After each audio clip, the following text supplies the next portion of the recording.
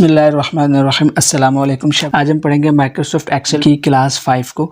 इसके अंदर हम देखेंगे कि हम जो लेफ़्ट राइट सेंटर के ऑप्शन हैं इनको कैसे यूज़ कर सकते हैं, जो अलाइनमेंट के ऑप्शन है कैसे यूज़ कर सकते हैं। देखिए, लोग कहते हैं कि अलाइनमेंट के ऑप्शन बहुत ज़्यादा आसान है, ऐसी है वैसे हैं, लेकिन उनको फिर भी इनका सही इस्तेमाल नहीं आता। तो इस क्लास के अंदर हम सही तरह से सीखेंगे कि आप माइक्रोसॉफ्ट एक्सेल के अंदर जो अलाइनमेंट के ऑप्शन हैं वो कैसे यूज़ कर सकते हैं। देखिए, मैं आपको एक एग्जाम्पल से समझाता हूँ। देखिए, फ़र्ज़ करें मेरे पास ये टेक्स्ट है, मैंने इसको सेलेक्ट किया। अगर आपने किसी रोज़ है, अब देखें इसके जो साइज़ है ये थोड़ा सा कम है, रो की जो हाइट है जो मैं थोड़ा सा इसको जूम इन करके आपको दिखा दूं, जो ये रोज़ की जो हाइट है ये कम है।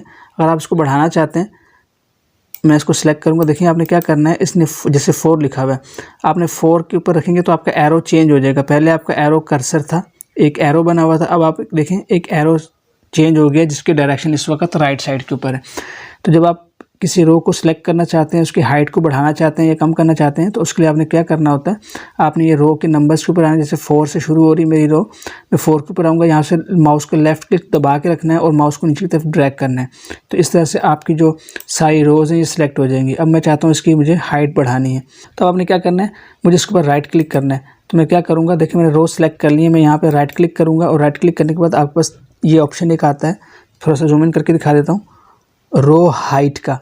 तो आप रो हाइट को चूज़ करते हैं तो आप पास रो हाइट आ जाती है। रो हाइट का मतलब है कि ये जो रोज़ के दरमियान जो फासला है, अगर आप इसको बढ़ाना चाहते हैं तो बढ़ा लें। अभी फ़िलहाल मैं इसको क्या करता हूँ, मैं इसको करता हूँ 25 लिखा, ओके किया। मैं इसको जूम आउट करता हूँ तो आप देखें जो रोज़ की हाइट है वो बढ़ चुकी हैं। ये नॉर्मल रो हाइट है और जो ये वाली रो हाइट्स हैं ये बढ़ चुकी हैं। तो मैंने 25 किया है, लेकिन इसमें आपने एक चीज़ नोटिस की होगी, जब मैं 25 रो की हाइट्स बढ़ाई है तो देखें जो शहबाज IT अकेडमी जो नीचे टेक्स्ट लिखा हुआ है ये नीचे की तरफ है और ऊपर स्पेस खाली है।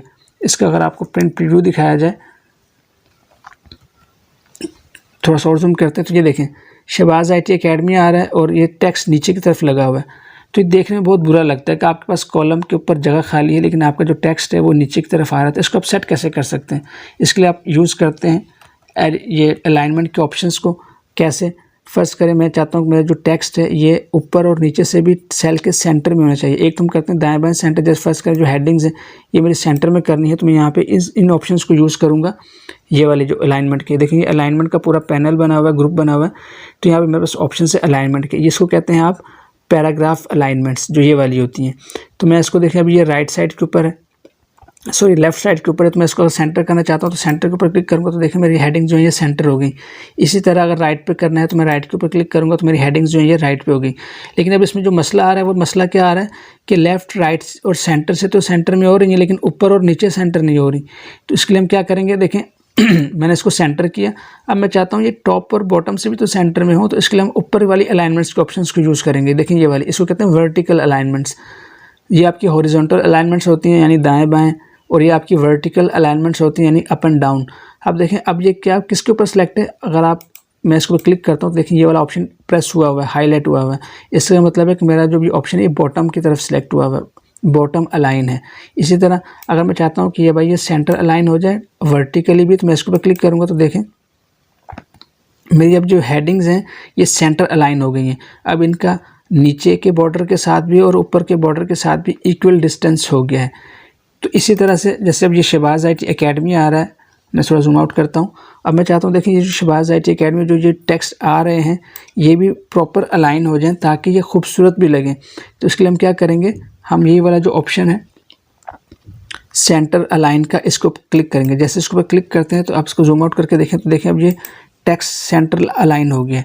अब ये वर्टिकली भी सेंटर हो गया। मैं इसका प्रीव्यू देखूँ, अगर प्रिंट प्रीव्यू देखें तो ये देखें अब ये जो आपके पास ऑप्शन है ये हेडिंग भी सेंटर है, लेफ़्ट और राइट से भी सेंटर है, अप एंड डाउन से भी सेंटर है। तो इस तरह से आप अपने जो टेक्स्ट है उसकी हॉरिजॉन्टल अलाइनमेंट को भी चेंज कर सकते हैं और वर्टिकल अलाइनमेंट्स को भी चेंज कर सकते हैं।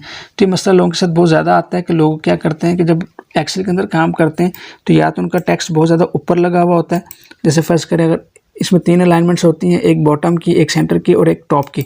बाज़ का टेक्स्ट इस तरह से टॉप के ऊपर लगा हुआ होता है जो कि बुरा लगता है, और बाज़ का बॉटम के ऊपर लगा होता है इस तरह से करके, ये भी बुरा लगता है। तो आपने क्या करना है, हमेशा से जब आप अलाइनमेंट रखें तो आपने अलाइनमेंट को सेंटर अलाइन रखना है, लेकिन ये डिपेंड करता है आपकी रिक्वायरमेंट के ऊपर।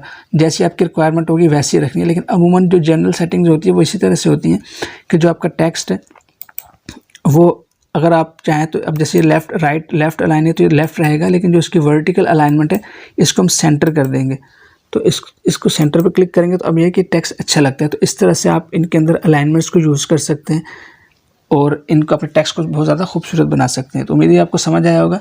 इंशाल्लाह नेक्स्ट क्लास में आपसे मुलाकात होती है, तब तक के लिए इजाज़त दें। अस्सलामु अलैकुम व रहमतुल्लाहि व बरकातुहू।